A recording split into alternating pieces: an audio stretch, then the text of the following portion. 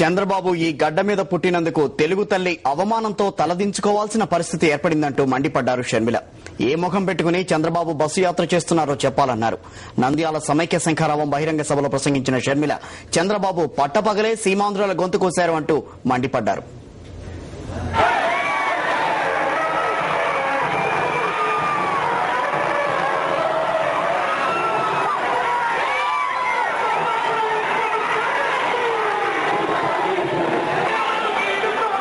రాయలసీమ జిల్లాల్లో సమైక్య శంఖారావం రథం దూసుకుపోతోంది. రాయలసీమ ప్రజలు తమ కాంక్ష సమైక్య రాష్ట్రమేనని నినదిస్తున్నారు. తిరుపతిలో ప్రారంభమైన సమైక్య శంఖారావం రాయలసీమ జిల్లాల్లో సమైక్య నినాదాన్ని వినిపిస్తూ ముందుకు సాగుతోంది. 6వ రోజు సమైక్య శంఖారావంలో షర్మిల నంద్యాలలో ప్రసంగిస్తూ తెలంగాణకు అనుకూలంగా చంద్రబాబు లేఖ ఎందుకిచ్చారో నిలదీయాలన్నారు.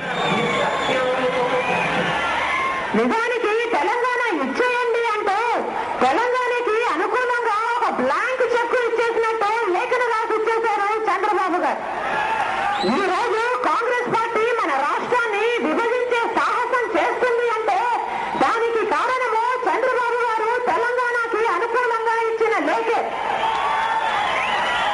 మన రాష్ట్రంలో 60% మంది ప్రజలకి ఈ రోజు తీరని అన్యాయం జరగబోతుంది.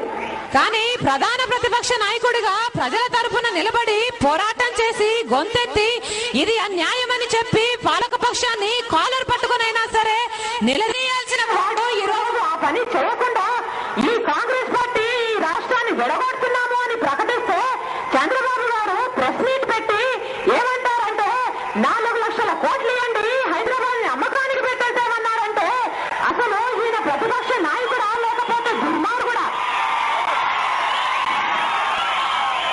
కోట్ల మంది ప్రజలకు జరిగే అన్యాయం జరుగుతుంటే కృష్ణ గోదావరి నీళ్ల విషయంలో అయితేనేమి రాజధాని విషయంలో అయితేనేమి ఇక ఏ ఇతర అంశాల్లో మాట్లాడకుండా ఒకేసారి హైదరాబాద్ ని అమ్మకానికి పెట్టేసిన ఈ ప్రతిపక్ష నాయకుడు అసలు ఇంతకు మించిన ద్రోహమో ఇంతకు మించిన దుర్మార్గమో ఇంకొకటి ఉంటుందో? పట్ట పగలే ఇలా సీమాంధ్రుల గొంతు కోసి ఈ రోజు మళ్ళీ యాత్రలని తిరుగుతున్నాడు చంద్రబాబు గారు.